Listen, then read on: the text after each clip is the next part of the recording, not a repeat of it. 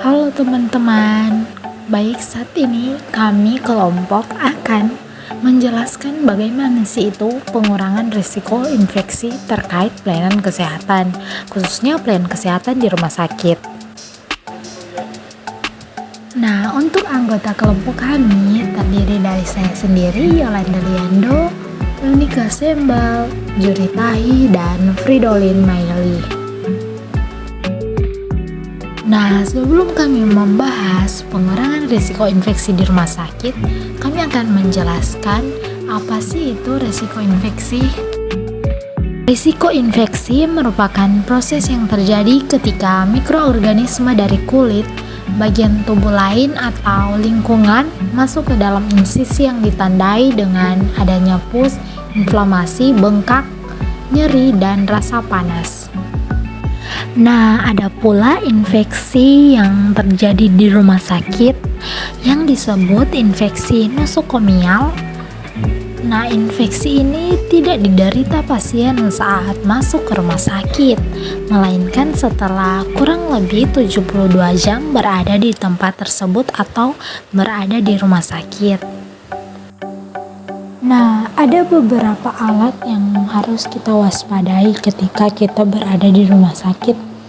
Nah, kelompok kami saat ini mengambil beberapa contoh alat yang harus kita waspadai ketika kita berada di rumah sakit.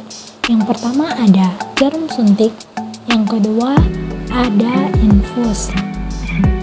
Kenapa suntik dapat mengakibatkan infeksi?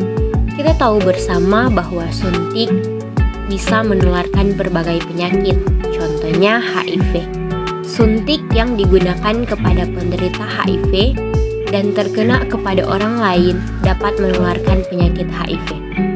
Oleh sebab itu, setelah perawat melakukan tindakan di rumah sakit, misalnya mengambil darah atau memberikan obat injeksi kepada pasien, dispo atau suntik harus dibuang pada tempatnya.